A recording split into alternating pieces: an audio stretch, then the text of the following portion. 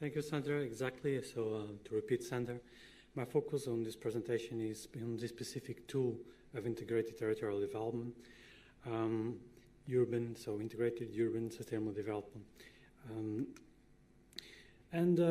Just a few brief words on this notion of integrated territorial investment.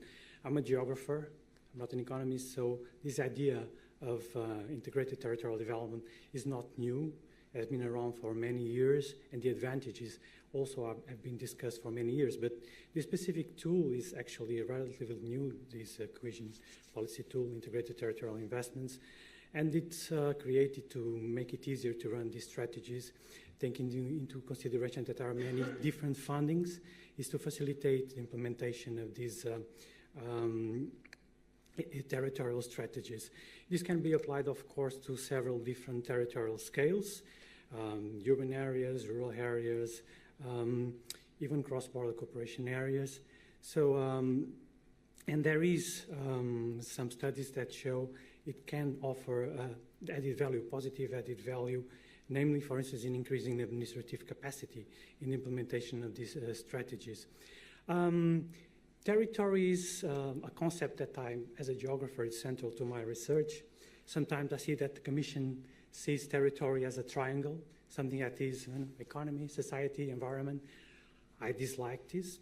So I think when we design this kind of territorial analysis, territorial impact assessments, anything that has to do with territory, it is more than just this triad, this triangle.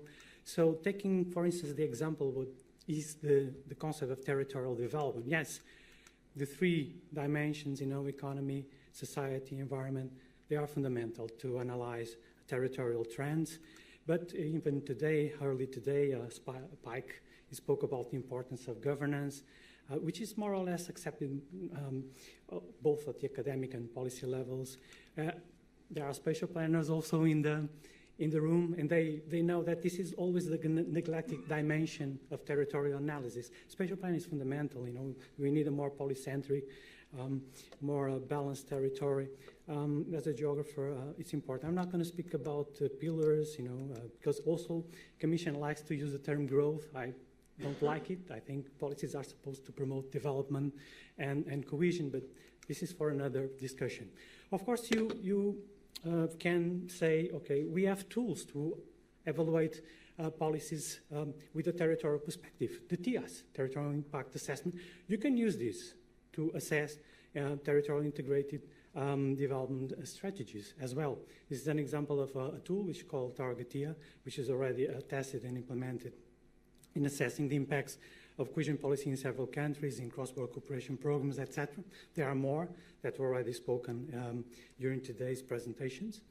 So when I designed this methodology to assess these specific integrated sustainable urban development strategies, I took these ideas, this rationale that territory is more than three-dimensional concept, and identify 5 main dimensions with related components. The urban environment to sustainability, to analyze urban green economy, urban spatial planning, of course, territorial governance, social cohesion. And this is kind of a typology.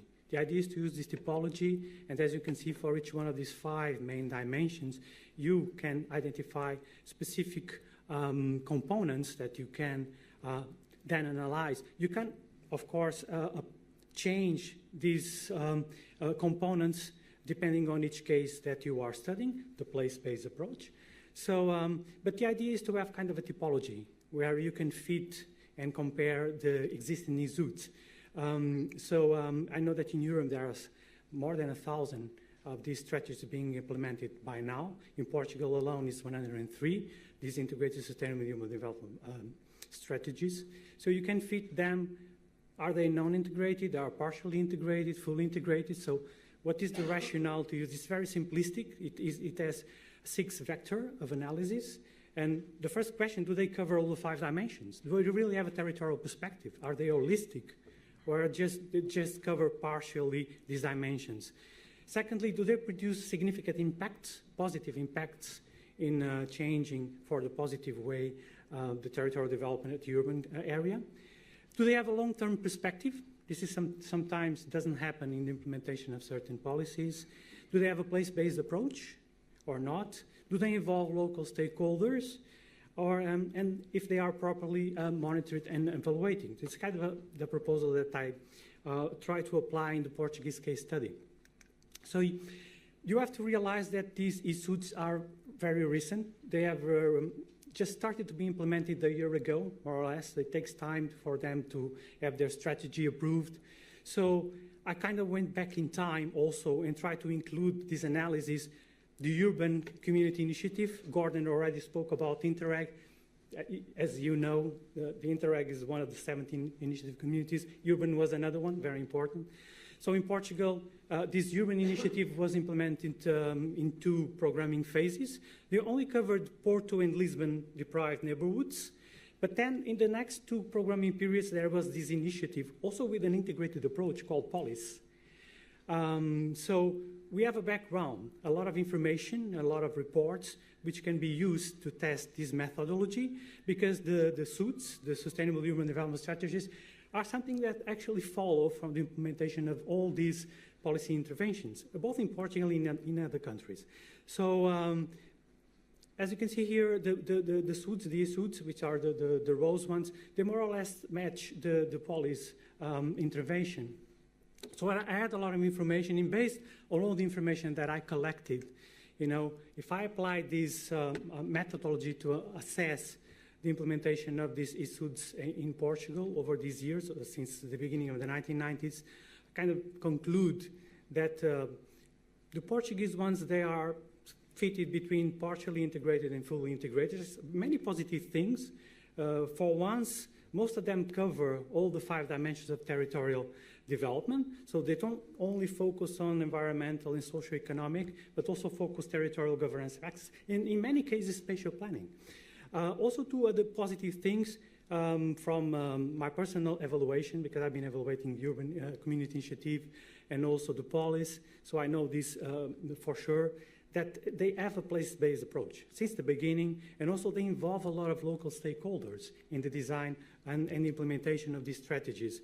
Some things have not worked so well. The impacts that these policy interventions in urban areas, in Portugal specifically, they produce positive impacts, but it takes a lot of time to produce visible impacts and to fulfill all the goals of these policies. So there's a lot to improve here, and also the monitoring, evaluating processes, they have been improving quite a lot in the past years, due especially because we in Portugal have learned a lot with the European Commission and in the implementation of cohesion policy and how to implement this evaluation and monitoring processes.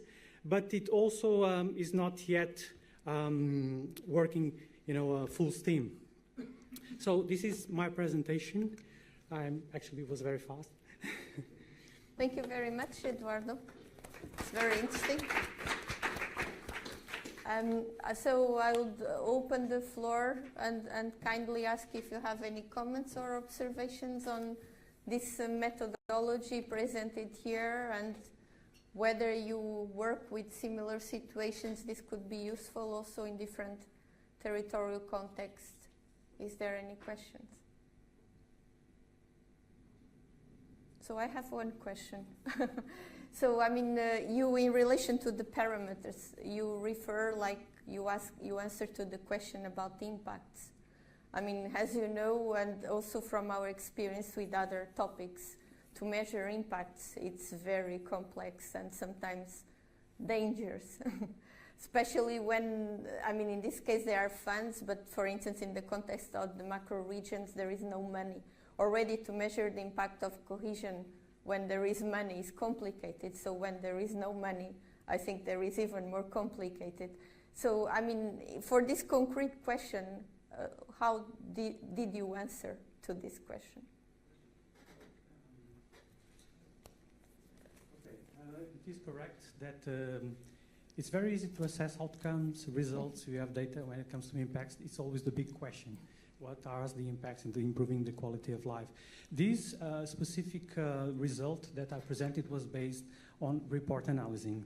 And so there is a lot of evaluation reports from the Urban Community Initiative, from the POLIS. And the impacts are expressed there. So because I didn't have enough time, because of the ESUDs are recently being implemented, it's impossible to make this evaluation on the ESUDs now. And nobody can do it in Europe. It's impossible, we don't have data. So I went back in time, and based on the information that already existed, it's possible to take this conclusion because the work is already done. Of course. Thank you. So any other question or observation on this respect, please?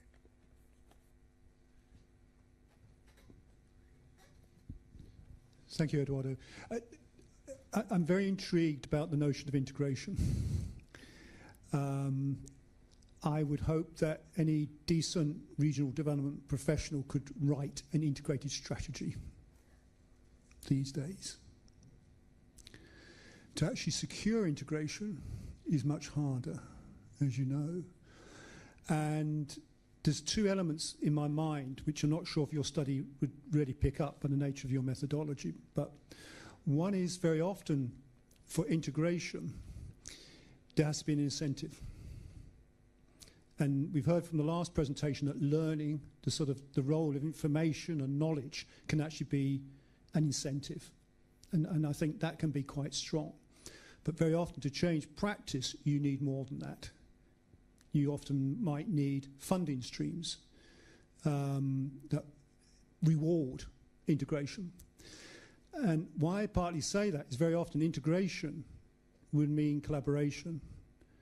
And we often see that being based on some sort of both sides, if they can be seen as sides, or interests winning. But actually integration often requires somebody giving something up also.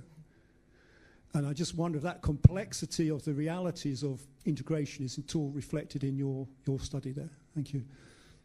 Thank you, Gordon. I tend to agree with you. In the case of Portugal, this is especially interesting because unlike many countries, we don't have regions.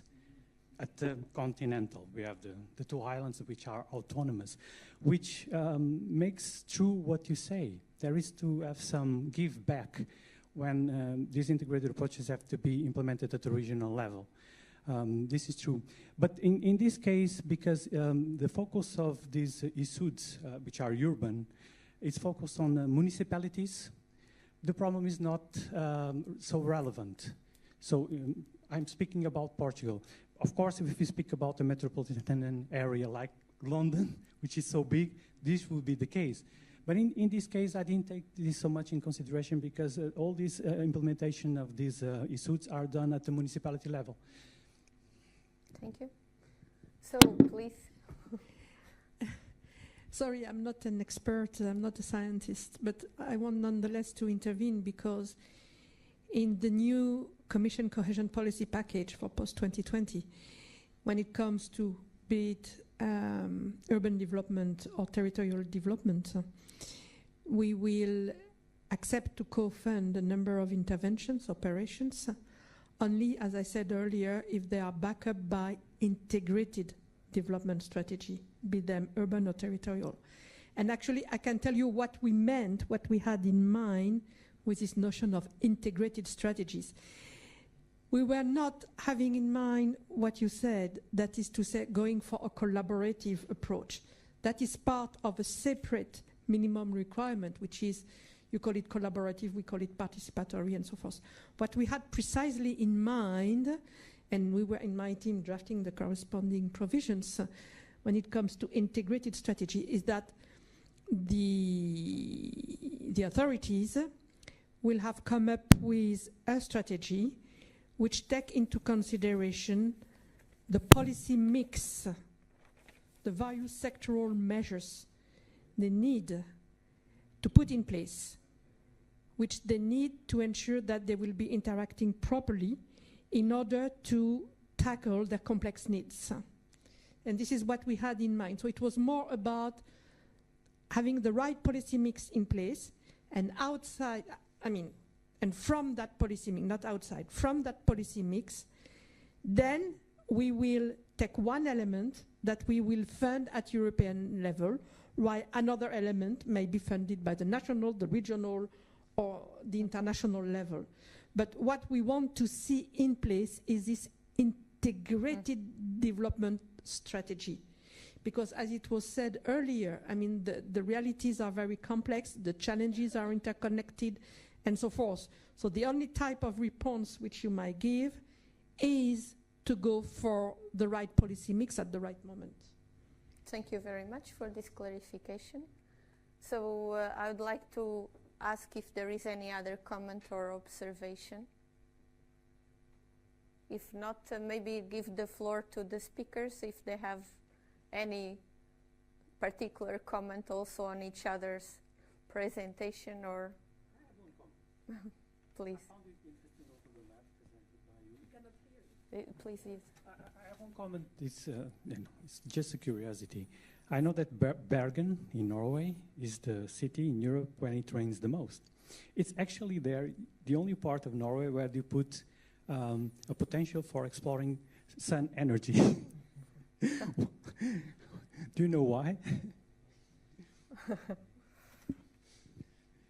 No, I don't know why. I only know that we had actually a participant from Bergen, Norway, but I don't know if he actually said that it was always sunny or something. But I don't know why that popped up in the map. I need to look it up. Thank you.